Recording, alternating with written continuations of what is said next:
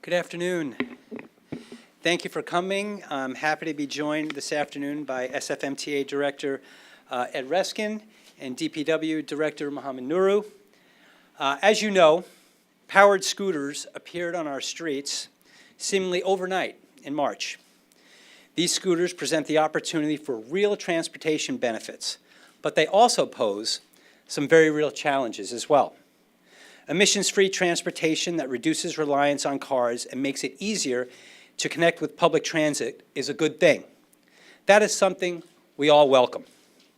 But in the process, we cannot sacrifice public safety, privacy, and accessibility. Powered scooters ridden on sidewalks pose a considerable danger to both pedestrians and the riders. There have been reports of broken bones, bruises, and near misses by these scooters. In fact, the city has received more than 1,800 complaints since April about scooters, including parked scooters blocking sidewalks, bus stops, doorways, and other public spaces. That makes it particularly difficult for seniors, for parents with young children, or for people with disabilities to get around. And it can hurt local businesses and affect the ability of all of us to navigate our city. The city supports scooter sharing to the extent it helps make our transportation system safer, more equitable, and more accessible. It also must address privacy concerns and comply with state and local laws. That's why we're here today to announce the launch of San Francisco Powered Scooter Permit and Pilot Program designed by the SFMTA. This permit program represents a thoughtful, coordinated, and effective approach to ensure that San Francisco strikes the right balance. The program incorporates the requirements of my earlier cease and desist letters, compliance with existing state and local laws. Those laws, for example, prohibit riding a powered scooter on sidewalks, carrying passengers, or parking a scooter so it blocks the pedestrian path of travel. The permits also include new components about user education, privacy, and other issues. We can have innovation, but it must keep our sidewalks safe and accessible for all pedestrians. We can have convenience, but it can't sacrifice privacy and equity along the way. This is exactly what this program is designed to do: strike the right balance. It provides the framework to ensure that companies operating in the public right-of-way are doing so lawfully and are accountable for their businesses. It also provides tools for the city to measure effectiveness and pursue enforcement if needed. Permit applications are available starting today on the SFMTA's website, and Director of Transportation Ed Reiskin will provide you with more information about the permits, their requirements, and the application process in a moment. I would like to note that this has been a collaborative effort, spearheaded by the SFMTA, that has included the Board of Supervisors, my office, Public Works, and others. It began with legislation that was passed unanimously at the Board of Supervisors and signed by Mark Farrell. I'd like to thank Supervisor Aaron Peskin, who has been a leader on this issue and introduced that legislation at the board, authorizing a permit program for powered scooters. Under that legislation, any company operating shared powered scooters in San Francisco must have a permit from the SFMTA as of June 4th to have their scooters parked on sidewalks or other public spaces. That means that any scooter company currently operating in the city is required to remove its scooters from city sidewalks by June the 4th. Only those companies that are approved for a permit will be able to operate in the future. The SFMTA anticipates that permits will be issued at the end of June. San Francisco supports transportation innovation, but it cannot come at the price of privacy, accessibility, and public safety. This permit program strikes the right balance. I'd like now to introduce Ed Reiskin, Director of Transportation at the SFMTA, to talk more about the new permit program. Ed. Thank you. I want to thank the city attorney for his leadership and the great support of his staff as we've been developing this the legislation that required the permits, the legislation by the SFMTA Board of Directors to establish the permit program, as well as their support for us in developing the application itself. As the city's transportation department, we're excited about the prospect that these powered scooters could bring as a complementary part of the transportation landscape here in San Francisco. They are, as the city attorney said, they're zero emission, they're compact, and I've not ridden one yet, but I hear they're pretty fun. So to the extent that these could complement the way that people get around and do it in a positive way that is consistent with our values here in San Francisco, this is something that we certainly want to be supportive of. But it's the if that is really at question here in terms of why we are putting a regulatory process in place. Last year, the SFMTA Board of Directors and the San Francisco Board of Supervisors, sitting as the Transportation Authority, adopted a set of principles that are meant to govern the manifestation of emerging mobility technologies and services on our streets. And these principles embody San Francisco policies as relate to safety and equity and affordability and environment and transparency and consumer protection and worker rights.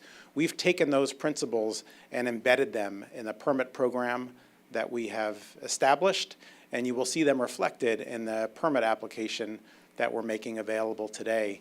There's a lot of innovation that's come to San Francisco streets, but just because something's innovative doesn't mean that it's good for our city.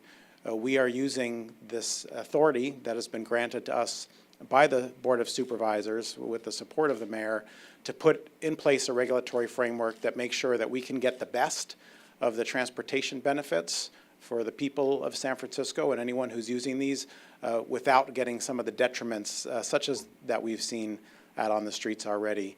The city attorney already made reference to safety, and that is our number one concern. We want to make sure that the use of these scooters is done safely and appropriately when they're being used and when they're being stored, which means not riding them on sidewalks, not using them to block sidewalks. And those are the top two complaints that we've seen and concerns that we share. So the permit will require a robust plan by any applicant to explain how they will ensure the proper use and storage of their scooters. Likewise, there are provisions that speak to the people who support the scooter share programs, whether they're employees or contractors. There are privacy protections, as the city attorney made reference to.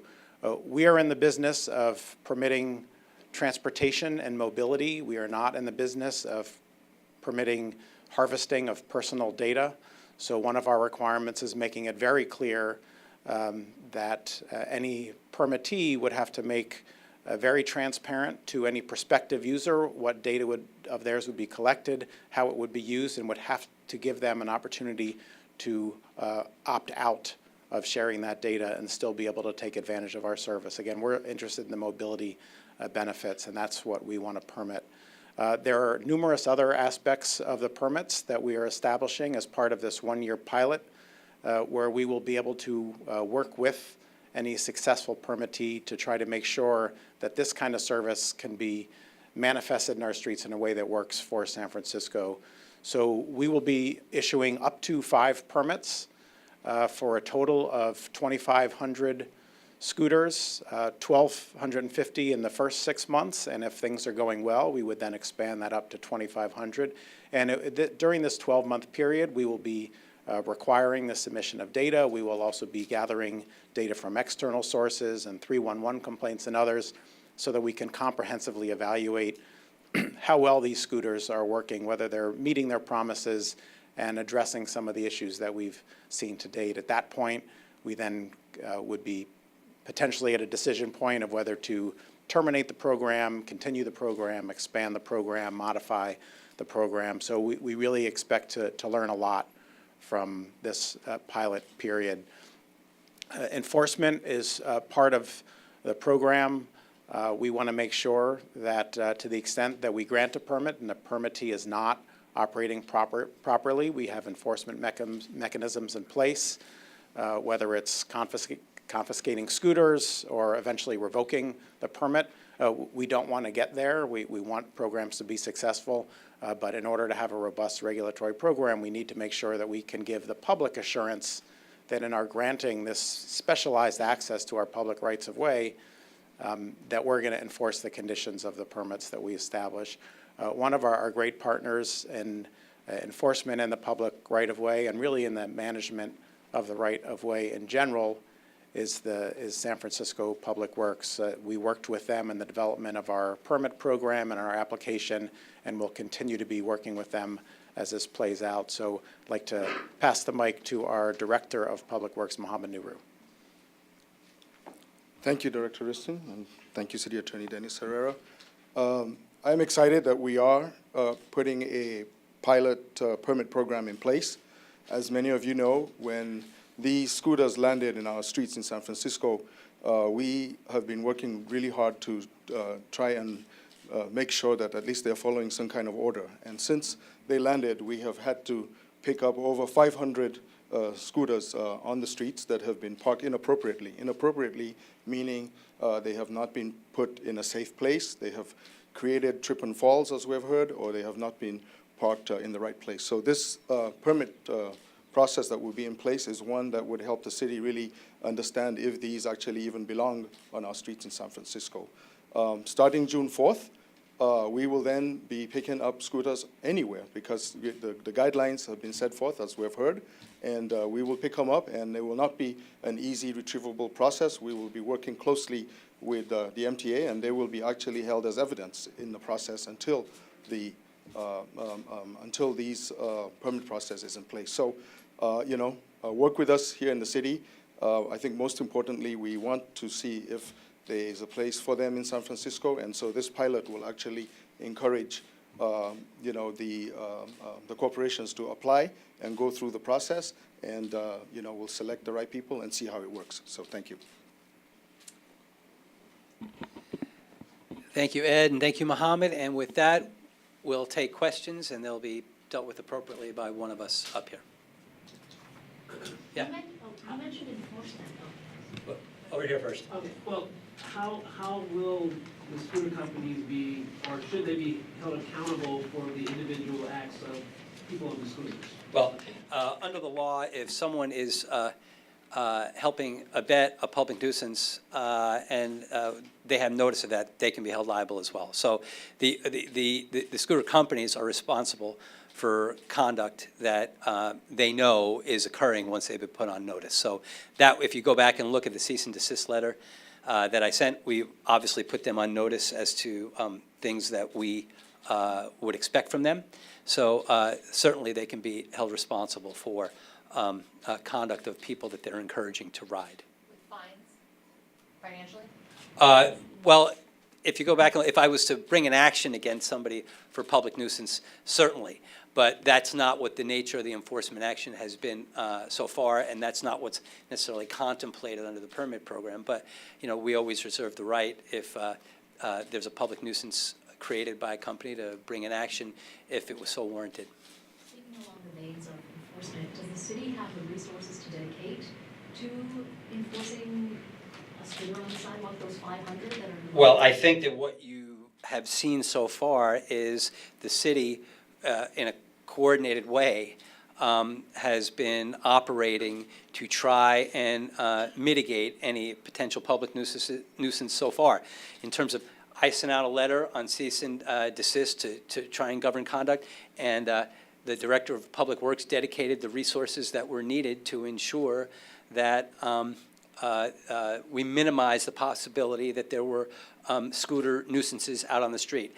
And I think that what you see from the three of us collectively standing here in terms of the resources that we've already dedicated and the quickness with which this pilot program has been designed and made available, that the city is willing to dedicate the resources that we need to ensure that we strike that right balance between promoting transportation innovation but not sacrificing public safety and convenience. So you can rest assured that the city has the resources in a collective way that we need to highlight the issues that we want addressed.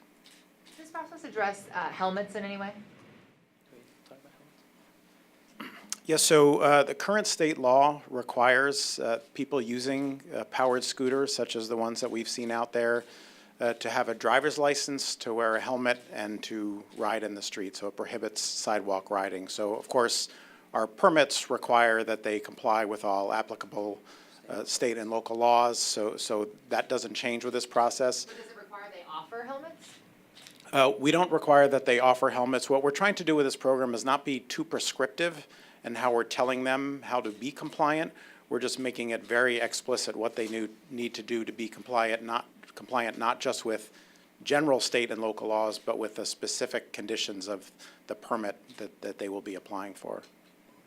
The MTA board recently gave you power to determine who should get these permits by taking into account past activity, like to what extent they've been scoff laws. To what extent are you going to take that into account when deciding who gets these permits?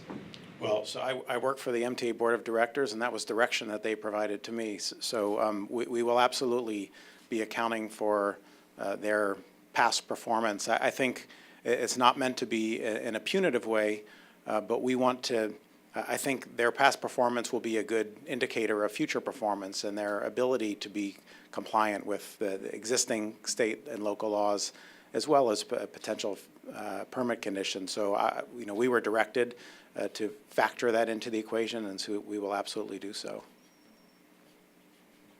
The scooter permits are available effective today, and how soon, what's the soonest one might be issued?